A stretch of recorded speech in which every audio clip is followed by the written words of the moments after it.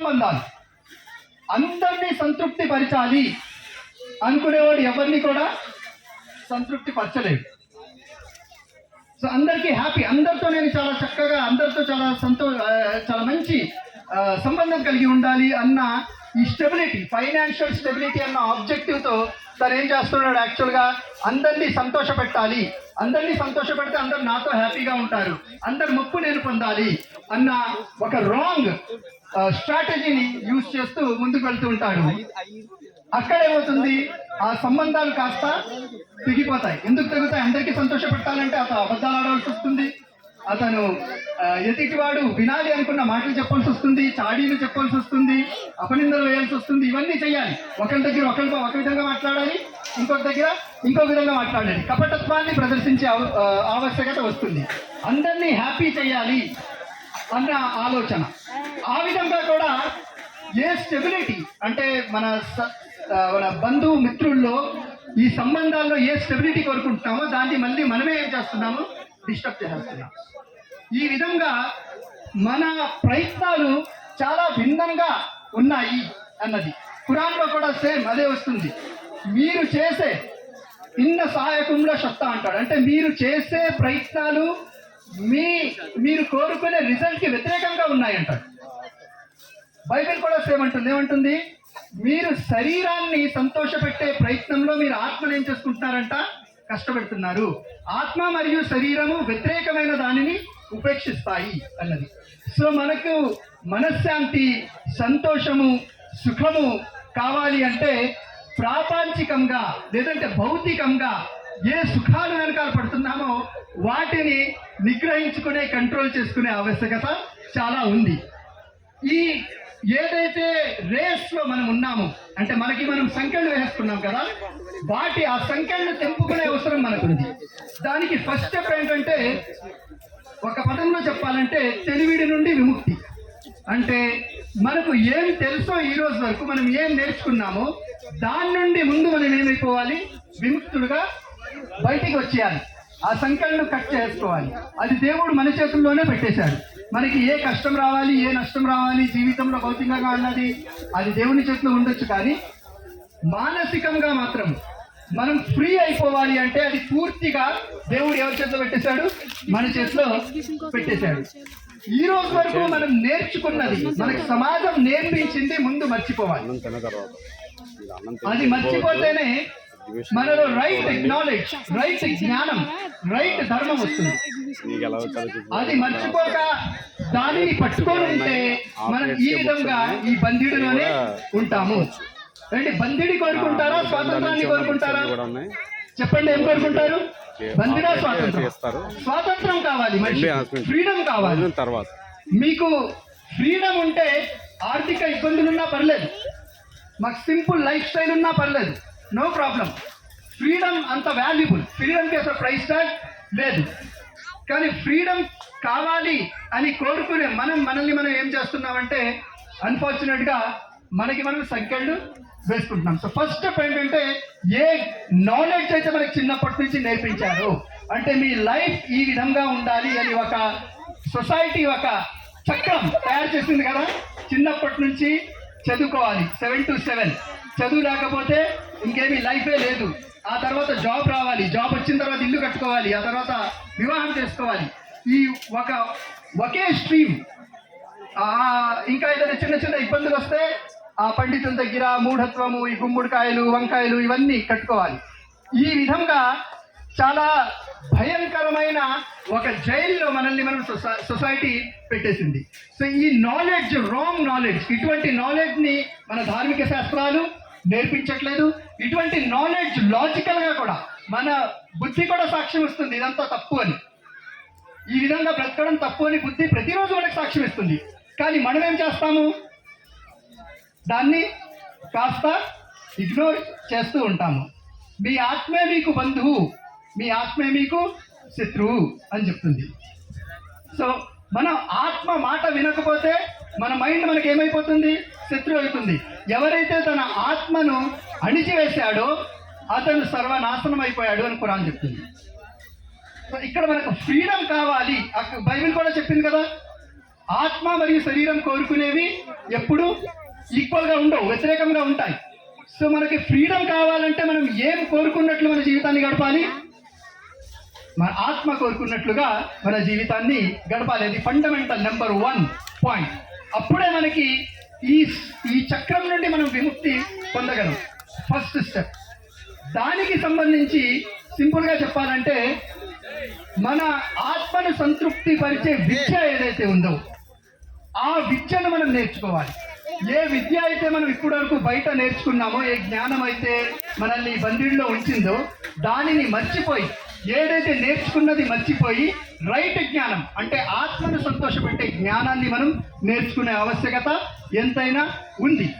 ఒకవేళ మన మైండ్ మొత్తం ఈ ప్రాపంచికంగా మనం ఏదైతే నేర్చుకున్నామో ఇప్పటి వరకు జీవితం ఈ విధంగా గడపాలి అన్నది, దానిని మర్చిపోలేకపోతే ఈ జ్ఞానాన్ని నేర్చుకోలేదు. ఉదాహరణకు ఒక జార్లో ఫుల్ మట్టి డస్ట్ ఉందనుకోండి, నిండిపోయి ఉంది, చెత్తతో నిండిపోయి ఉంది. అందులో ముత్యాలు వేస్తే ఏమవుతాయి? లేదంటే అందులో వెళ్ళవు కూడా. పై వరకు ఫుల్గా నిండిపోతే ముత్యాలు వేయడం సాధ్యమే కాదు. వేసిన ముత్యంలాగా కనిపించదు, కప్పివేస్తుంది. సో కోరిక మీ జ్ఞానాన్ని కప్పివేస్తుంది అని చెప్తుంది భగవద్గీత. ఈ కోరికలు మీ జ్ఞానాన్ని ఏం చేస్తాయి? కప్పివేస్తాయి. సో ముందు మనం ఏం చేయాలి? ఈ డర్ట్, ఈ డస్ట్, ఈ చెత్త ఏదైతే ఉందో జార్లో అది తీసి బాగా కడిగి అప్పుడు ముత్యాలను వెయ్యాలి. సో ఈ రోజు వరకు ప్రపంచంలో ఈ క్యాపిటలిస్ట్ సిస్టమ్ కానీ, పర్టికులర్గా లేదంటే లిబరల్ సిస్టమ్ కానీ, అంటే స్వేచ్ఛావాదము అన్నది వీళ్ళు ఏదైతే నేర్పించారో, అంటే జీవితం ఇలా ఉండాలి, ఇలా ఉంటేనే నువ్వు సక్సెస్ అని ఇవన్నీ సిస్టమ్ సెట్ చేశారు కదా, దానిని మనం మర్చిపోయి ఒక్కసారి నాతో నేను కనెక్ట్ అయిపోవాలి. నన్ను సంతృప్తి పరిచేదేంటి, నన్ను సంతోషపెట్టే విషయం ఏముంది అన్నది. అది మనం అదృష్టం ఏంటంటే భారతదేశంలో ఈ ధార్మిక ఆధ్యాత్మిక విద్య చాలా ఎక్కువ. ఇటువంటి ప్రశ్నలకు చాలా డీటెయిల్ సమాధానం మన ధార్మిక శాస్త్రాలు ముందు నుంచే చెప్పేసి ఉన్నాయి. కానీ మన దౌర్భాగ్యం అట్ ద సేమ్ టైం ఏంటంటే వాటిని మనం ఏం చేస్తాము? పక్కన పెట్టేశాము, వాటిని మనం మర్చిపోయాము. దానికి సింపుల్ సొల్యూషన్ ఏం చెప్తున్నాడు? మీరు ఎప్పుడైతే, ఎలాగైతే మనం ట్రైన్ ఎగ్జాంపుల్ చెప్పామో, మీరు ట్రైన్ ఎక్కాలి, టైం అయిపోతుంది, ఏం చేస్తారు? ఏది పట్టించుకోరు, డైరెక్ట్ ముందు ట్రైన్ ఎక్కాలి. అలా మన జీవితం కూడా అటువంటిదే. చాలా ఉంది అనుకుంటాం, కానీ ఎలా గడిచిపోతుంది? చాలా ఫాస్ట్గా గడిచిపోతుంది. ఆ సమయం మనకి ఒకసారి వెనక్కి తిరిగి చూసుకుంటే సమయం అంతా ఏమైపోయింది? ఏమీ లేదు, తక్కువ గడిచిపోయింది. అంటే మనం ఎంత స్పీడ్గా పరిగెట్టాలి మన లక్ష్యం వైపునకు మనం అంత స్పీడ్గా పరిగెట్టినప్పుడు మనం ఇదంతా ఏమైపోతుంది? ఇవంతా ఏమి కనిపించదు మనకి. సొసైటీ, సమాజము, ఇది అన్నెసెసరీ కోరికలు లేని బర్డెన్ మన నెత్తి మీద వేసుకోవడం ఏమీ కనిపించదు. దానికోసం మేము ప్రయత్నం చేస్తూ ఉంటాము. దానికి ఏమంటాడు? నేనే పరమ లక్ష్యము అయి ఉన్నాను అంటాడు. ఏంటి? నేనే, భగవద్గీతలో నేనే మన లక్ష్యం ఏంటి అన్నది. ఇప్పుడు సరే, ఆత్మ సంతృప్తి చెందాలి అంటే ఏ లక్ష్యంతో మనం పనిచేయాలి? మన జీవితానికి ఉన్న లక్ష్యం ఏది ఉండాలి? సృష్టికర్త వైపునకే నేను నా ప్రయాణం చేయవలసి ఉంది. అది చాలా ఇంపార్టెంట్. మీరు బైబిల్లో వస్తుంది, మీరు నీతిమంతులయ్యి నా వైపునకే మీరు రండి, అప్పుడు మీకు ఈ ప్రపంచంలో కావలసిన ఈ భోగాలు నేను ఇస్తాను మీకు అంటారు. నా వైపునికే మీరు రండి అన్నది ఖురాన్ కూడా అదే చెప్తుంది. మీరంతా ఎవరి వైపు మరలిపోవాలి? అల్టిమేట్గా సృష్టికర్త వైపుకే మరలిపోవాలి. ఇన్నలిల్లాహి వ ఇన్నా ఇలైహి రాజిఊన్ అని చెప్తూ ఉంటాం కదా. అంటే వచ్చింది మనం అక్కడి నుండే, వెళ్ళిపోయింది కూడా అక్కడే. ఈ ఫ్యాక్ట్, ఈ వాస్తవం ఎవరు కూడా నిరాకరించలేదు. అల్టిమేట్గా మన ప్రయాణం సృష్టికర్త ఎవరైతే మనల్ని సృష్టించాడో అక్కడికే మనం ప్రయాణం తీయవలసి ఉంది. ఆ సమయం చాలా ఉంది అనుకుంటున్నాం, కానీ సమయం చాలా తక్కువగా ఉంది, మనకి తెలియదు. కనుక మన లక్ష్యం ఎప్పుడైతే మన ఇంటర్నల్గా, మెంటల్గా ఆ సృష్టికర్తతో కనెక్ట్ అయ్యే ప్రయత్నం మనం ఎప్పుడైతే చేస్తామో, నా క్రియేటర్తో కనెక్ట్ అయ్యే ప్రయత్నం నేను ఎప్పుడైతే చేస్తానో, సోషల్ ఆబ్లిగేషన్స్ ఇవన్నీ ఉన్నాయి కదా, సమాజం చేసే ఒత్తిడి నుండి నేను బయటపడతాను. ఇది ప్రారంభం. వేదాలు ఇచ్చిన సందేశం ఇదే, ఉపనిషత్తులు ఇచ్చిన సందేశం ఇదే, అలాగే భగవద్గీత ఇచ్చిన సందేశం ఇదే. ఇంకా వెస్ట్రన్ వచ్చేస్తే బైబిల్ ఇచ్చిన సందేశము అదే, ఖురాన్ కూడా ఇచ్చిన సందేశం అదే. మీరు మీ సృష్టికర్తతో కనెక్ట్ అవ్వండి. కనెక్ట్ అయితే మీరు శాంతి సుఖాలను చూస్తారు. మీకు ఇవేమి ఉండవు. ఇంకా సొసైటీలో జరిగేవి దాంతో సంబంధం ఏమీ లేకుండా మీరు సంతృప్తిగా సంతోషంగా బ్రతుకుతారు. చాలా గ్రేట్ఫుల్ యాటిట్యూడ్ కలిగి ఉంటారు, కృతజ్ఞతా భావం కలిగి ఉంటారు. సృష్టికర్తకు మీరు కృతజ్ఞులై ఉంటారు. ఈ కృతజ్ఞతా భావం లేదనుకోండి, మన దగ్గర ఎంత వస్తు సామాగ్రి ఉన్నా సరే అది కనిపించదు. ఇంకా ఏదో కావాలి అంటాం. కృతజ్ఞతా భావంతో మన జీవితాన్ని గడిపినప్పుడు మన దగ్గర కొద్దిగా తక్కువ ఉన్నా సరే సంతోషం, దేవుడికి కృతజ్ఞతలు, మంచి జీవితాన్ని దేవుడు ఇచ్చాడు, నేను చాలా హ్యాపీగా ఈ జీవితాన్ని గడుపుతాను అన్నది. సో ఈ కష్టాలు, ఈ సమస్యలు ఏదైతే మనం చూస్తున్నామో దీనికి ఎవరు కూడా ఎక్సెప్షన్ కాదు. ఇది సెకండ్ రియాలిటీ. ఒకటి, మనం వచ్చింది సృష్టికర్త దగ్గర నుంచి అక్కడికే వెళ్ళిపోవాలన్నది ఫస్ట్ రియాలిటీ అయితే, రెండోది ఇక్కడ మనం పడే సమస్యలు. అంటే జనరల్గా ఈ ఆబ్జెక్ట్ ఎందుకు ఉంటుంది, నేను చాలా ధనవంతుడు అయిపోవాలి, చాలా రిచ్ అయిపోవాలి, లేదంటే సమాజంలో పేరు ప్రఖ్యాతలు వచ్చేయాలి అన్న ఆశయం ఎందుకు ఉంటుందంటే, అవి వచ్చేస్తే నా సమస్యలు తీరిపోతాయి అని. అవే నేర్పాం కూడా పిల్లలకి. మనం నువ్వు బాగా చదువుకుంటే నీ ప్రాబ్లమ్స్ ఏమైపోతాయి, అన్నీ తిరిగిపోతాయి. అది రాంగ్. ఇది రాంగ్ బిలీఫ్. మళ్ళీ ఆ ఆలోచనే ఉండకూడదు.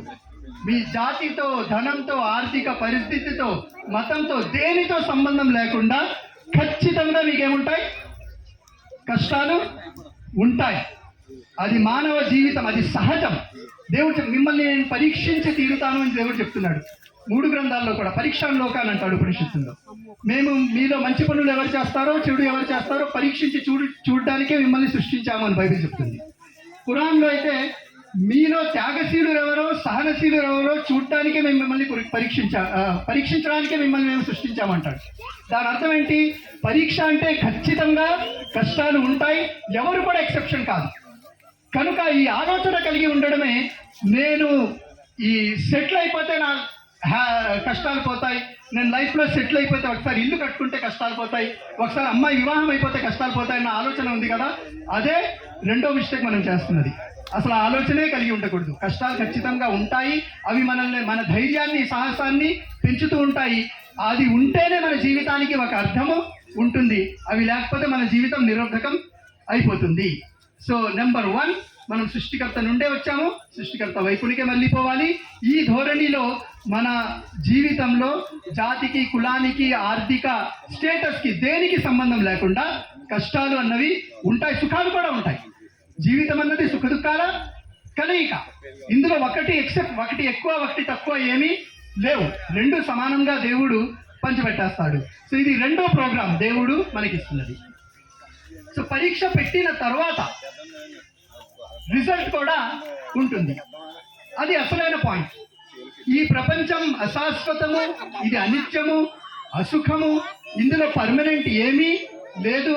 ఇందులో ప్రతిదీ కూడా లిమిటెడే. మనం అన్లిమిటెడ్గా ఏ హ్యాపీనెస్ కూడా ఇక్కడ చూడలేము, ఏ సంతోషం కూడా చూడలేము, అన్లిమిటెడ్ పనులు కూడా ఏమీ చెయ్యలేము. అన్లిమిటెడ్ శక్తి ఎవరికి లేదు, ఆ సృష్టికర్తకు తప్పితే. అన్లిమిటెడ్ సామర్థ్యాలు ఎవరికి లేవు. అన్లిమిటెడ్గా ఎంటర్టైన్మెంట్ ఎంజాయ్ చేయాలి అన్న మన కోరిక ఉంది, కానీ అన్లిమిటెడ్గా ఎంజాయ్ కూడా చేయలేదు. అన్లిమిటెడ్ ఎంజాయ్ చేయడానికి ఒక మంచి రిసార్ట్కి వెళ్ళారనుకోండి, రిసార్ట్లో 4 రోజులు అవుతుంది, 5 రోజులు అయిన తర్వాత ఏమవుతుంది, 6వ రోజు బోర్ కొడుతుంది. ఆ తర్వాత ఇంకోటి ఏదో కావాలి, ఇంకొక రిసార్ట్కి వెళ్ళాలి అనుకుంటాం. ముందు గోవా వెళ్ళాలి అనుకుంటాం, గోవా తర్వాత సిడ్నీ వెళ్ళాలి అనుకుంటాం, సిడ్నీ వెళ్ళిన తర్వాత యూకే వెళ్ళాలి అనుకుంటాం, ఆ తర్వాత అమెరికా. ఇంకా దానికి అసలు హద్దు లేకుండానే ఉంటుంది. అన్లిమిటెడ్గా ఏది కూడా మనం, ఏ సుఖాన్ని కూడా అనుభవించలేము, కానీ దాన్ని కోరుకుంటూ ఉంటాం. శాశ్వతంగా ఉండిపోవాలి అని కోరుకుంటాం, కానీ అది సాధ్యం కాదు. టైం టు టైం జీవితం అలా అది సాగుతూ ఉంటుంది. వృద్ధాప్యం వచ్చేస్తుంది, మృత్యు కూడా వచ్చేస్తుంది. నిన్న నేను ఒక వీడియో చూశాను, మృత్యు రాకూడదు అని దాదాపు $2 బిలియన్ ఖర్చు చేశారంట ఇప్పటికీ ఆ టెక్నాలజీ మీద. అది వాస్తవానికి అవుతా లేదా అన్నది చూద్దాం. అతను ఇమ్మోర్టల్గా, అంటే మృత్యు రాకుండా ఇమ్మోర్టల్ అయిపోతే కనుక అది మనకు కూడా ఆ టెక్నాలజీ వస్తుందేమో, కానీ అది సాధ్యం కాదు. ఎందుకంటే ధార్మిక శాస్త్రాలు క్లియర్గా చెప్తుంది, పుట్టినవాడు మరణించక తప్పదు. ప్రతీది కూడా ఈ విశ్వంలో ప్రతీది కూడా నాశనం వైపునకే, ఆ మార్పు వైపునకే ప్రయాణం చేస్తుంది. మనం కూడా మార్పు వైపునకే, అంటే నాశనం వైపునకే ప్రయాణం చేయవలసి ఉంది. మార్పు లేకుండా అసలు ఈ విశ్వం, ఈ సృష్టి లేదు. ఆ రూల్, ఫండమెంటల్ రూల్ మారుతూ ఉండాలి. మన మృత్యు కూడా ఒక మార్పే. మృత్యు అంతం కాదు. మృత్యు తర్వాత ఏదైతే జీవితం, పరాప్రకృతి, శ్రేష్టమైన ప్రకృతి అంటారు, శ్రేష్టమైన నిత్య జీవం అంటాడు. ఖురాన్లో అది చాలా అద్భుతమైన, శాశ్వతమైన, ఆనందదాయకమైన ప్రదేశము అని ఖురాన్ చెప్తుంది. సో కనుక అది శాశ్వతమైన సృష్టి ఏదైతే ఉందో అక్కడికి మనం ప్రయాణం తీస్తున్నాము. మన అల్టిమేట్ గోల్ ఏదై ఉండాలి? అశాశ్వతమైన చిన్న చిన్న సుఖాలు అయి ఉండాలా? ఒక వివేకవంతుడు ఏం చేస్తాడు? చిన్న చిన్న అశాశ్వతమైన ఈ టెంపరరీ సంతోషాల వెనకాల పడతాడా? లేదంటే దీని తర్వాత ఒకవేళ ఇవి మీరు కొన్ని త్యాగాలు చేస్తే, మొత్తం కాదు కొన్ని సాక్రిఫైసెస్ చేస్తే అల్టిమేట్ హ్యాపీనెస్ అక్కడ ఒకటి ఉంటుంది అని ఏదైతే వాగ్దానం ఉందో దాని గురించి ఆలోచిస్తూ ఉంటాడా? ఏది వివేకవంతుడు చేసే పని? అక్కడ భగవద్గీతలో చెప్పాడు కదా, ఈ ఇంద్రియాల నుంచి సంతోషించే భోగాలు దుఃఖ హేతు కలిగి ఉన్నాయి కనుక వివేకవంతుడు, విజ్ఞుడు దానిలో క్రీడింపడు అంట. దానిలో ఎంటర్టైన్మెంట్ తీసుకోడు. చిన్న చిన్న సంతోషాలు ఏదైతే ఉంటాయో అందులోనే ఇన్వాల్వ్ అయిపోడు. అక్కడ అర్థం టోటల్ లైఫే అది చేసుకోడు. సాటర్డే వస్తే డెఫినెట్గా వీకెండ్ పార్టీ చేసుకోవాలి, సండే వస్తే మూవీ వెళ్ళాలి, ఒకవేళ మూవీ వెళ్ళకపోతే ఏదో కోల్పోయినట్లు ఫీల్ అయిపోవాలి. ఇవన్నీ జనరల్గా మనం సహజంగా చూస్తున్నాము. ఇటువంటి చిన్న చిన్న సాక్రిఫైసెస్ మనం చేసినప్పుడు లైఫ్ ఆఫ్టర్ డెత్ ఏదైతే ఉందో అక్కడ ఉన్నతమైన స్థానాన్ని దేవుడు ఇస్తాడు. అక్కడ ఖచ్చితమైన న్యాయం కూడా జరుగుతుంది. ఈ ప్రపంచంలో ఖచ్చితమైన న్యాయం లేదు అని కూడా మనం ముందు నుంచి తెలుసుకొని ఉన్నాం. ఈ విషయాలు మీ అందరికీ తెలుసు కాబట్టి ఈ సందర్భంగా కొద్దిగా జస్ట్ రివైజ్ చేస్తున్నాను.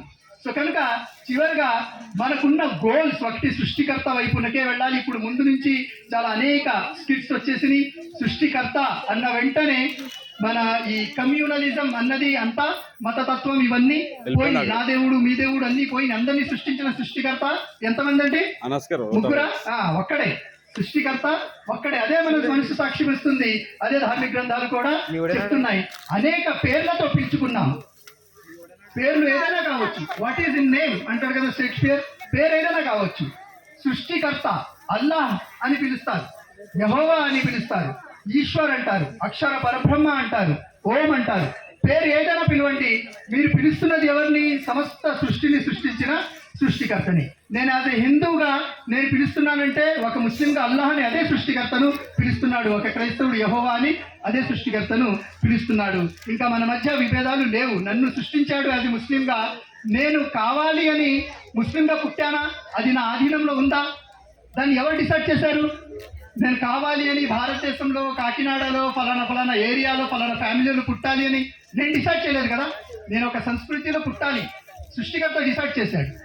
అల్టిమేట్గా ఏ జాతికి చెందిన వారైనా, ఏ మతానికి చెందిన వారైనా దేవుడు పెట్టే అల్టిమేట్ పరీక్ష ఏంటంటే అతన్ని కరెక్ట్గా సరైన విధంగా మీరు తెలుసుకుంటారా లేదా, నన్ను మీరు సరైన విధంగా తెలుసుకుంటారా లేదా. తెలుసుకోవాలి అంటే సింపుల్ లాజిక్, దేవుడు ఈక్వల్స్ టు సృష్టికర్త. దానికి మించి అసలు ఏమీ లేదు. అల్టిమేట్ మాట, దానికి మించి ఏమీ లేదు. సో సృష్టికర్త అతను అవ్యక్తుడై ఉన్నాడు, అతను కంటికి కనిపించడు, అతను మరణించడు, అతను అన్ని చూస్తున్నాడు, అన్ని వింటున్నాడు, అతను మన హృదయాల్లో కూడా తిష్ట వేసుకొని ఉన్నాడు. సో సృష్టికర్తతో కనెక్ట్ అవ్వాలి అంటే ఫస్ట్ పాయింట్ వచ్చేసాము కన్క్లూజన్ లో. సృష్టికర్తతో మనం కనెక్ట్ అవ్వాలి అంటే ఎక్కడున్నాడు సృష్టికర్త? ఎక్కడున్నాడంటే అతను మన హృదయాలలో తిష్ట వేసుకొని ఉన్నాడు. ఎక్కడికి వెళ్ళనవసరం లేదు, ఎక్కడికి పరుగులు తీయనవసరం లేదు, ఏ పండితుడి సహకారం కూడా అవసరం లేదు, ఏ ఇమాం సహకారం అవసరం లేదు, ఏ పాస్టర్ సహకారం అవసరం లేదు. ఎక్కడున్నాడు? మన దగ్గరే ఉన్నాడు. మన ఆత్మ వేదనను అతను వింటున్నాడు, మన ఆత్మ వేదన వింటున్నాడు, మన ఆలోచనలు కూడా అతను సాక్షిగా ఉన్నాడు. హృదయ సర్వస్వ విశిష్టతం అంటాడు కదా భగవద్గీతలో. మీ హృదయాల్లో నేను తిష్ట వేసుకొని ఉన్నాను అన్నది. మీ కంఠనాళానికి మరియు మీ హృదయానికి మధ్యలో ఉన్నాను అంటాడు. మీ హృదయాలను శోధించువాడు యెహోవా అంటాడు. సో కనుక దేవుణ్ణి దర్శనం చేసుకోవాలి అంటే దూర ప్రదేశాలు, ఏ మక్కాకో లేదంటే వాటికన్ సిటీకో లేదంటే ఆదివారం వస్తే చర్చ్లోనో లేదంటే ఒక టెంపుల్లోనూ గుళ్ళోనూ దేవుడు ఉండడు. మనం పెట్టాం తీసుకెళ్ళి. మనల్ని సృష్టించిన సృష్టికర్త ఒక్కడైతే మనం సృష్టించుకున్న సృష్టికర్తలు అనేక మంది. మనం తీసుకెళ్ళి ఈ లిమిటెడ్ పాయింట్ ఆఫ్ వ్యూ ఏదైతే ఉందో అది మనం తయారు చేసుకున్నాం. మన పరిమితి ఆలోచనతో మనం దేవుడిని కూడా ఏం చేస్తాము, పరిమితం చేస్తాము. కానీ అతను అన్లిమిటెడ్. సో అతను దర్శనం చేస్తే అతనితో కనెక్ట్ అవ్వాలి, అతనితో అతని ఎనర్జీతో మనం కనెక్ట్ అవ్వాలి అంటే ఎక్కడికి వెళ్ళనవసరం లేదు. అతను మన హృదయాల్లోనే ఉన్నాడు. అతను అన్ని చూస్తున్నాడు, అన్ని వింటున్నాడు, అన్ని గ్రహిస్తున్నాడు. మన ఆత్మవేదన కూడా అతనికి తెలుసు. ధార్మిక శాస్త్రాలు ఏవైతే చెప్తున్నాయో ఆ ఆజ్ఞలకు అనుగుణంగా మన జీవితాన్ని గడిపితే అదే మనం సృష్టికర్తతో కనెక్ట్ అయిపోయినట్లు. దానికి మించి ఏమీ లేదు. అది భగవద్గీత అయినా సరే, బైబిల్ అయినా సరే, ఖురాన్ అయినా సరే. మీ ధార్మిక శాస్త్రాలు, మన ధార్మిక శాస్త్రాలు ఏం చెప్తున్నాయి, వాటిని అర్థం చేసుకొని ఆ ప్రకారంగా మన జీవితాన్ని గడపాలి. సింపుల్గా రెండు ముక్కలు. మన ధార్మిక శాస్త్రాలు చాలా కన్సైజ్ ఇన్ఫర్మేషన్ మాట్లాడేసుకుంటే రెండు. మీ సృష్టికర్తకు మాత్రమే మీరు ఆరాధించండి, మీరు మంచి పనులు చెయ్యండి. ఇవి రెండే చెప్తాయండి. ఏ ధార్మిక శాస్త్రం అయినా సరే అల్టిమేట్గా ఇవి రెండే చెప్తున్నాయి. ఆ రెండు పనులు చేయడం కష్టం కాదు. మనం కఠోర తపస్సు చేస్తాము, కఠోర వ్రతాలు పెట్టుకుంటాము, చాలా ఇబ్బంది కలిగే యజ్ఞాలు చేస్తూ ఉంటాము. అవేమీ అవసరం లేదు. సింపుల్గా సృష్టికర్తతో కనెక్ట్ అవ్వాలి, అతన్ని మాత్రమే వేడుకోవాలి. అల్టిమేట్గా మంచి పనులు చెయ్యాలి. మనలో ఒక యూనిటీ రావాలి, మనలో ఒక సమానత్వం రావాలి. ఎందుకంటే మనం ఏ జాతికి, ఏ మతానికి, ఏ కులానికి చెందిన వ్యక్తి అయినా సరే మన సృష్టికర్త మాత్రము ఒక్కడే. చిన్న భేదాభిప్రాయాలు ఉండొచ్చు, వాటిని కూర్చొని మాట్లాడుకొని డిస్కస్ చేసుకొని వాటిని దూరం చేసుకునే ప్రయత్నం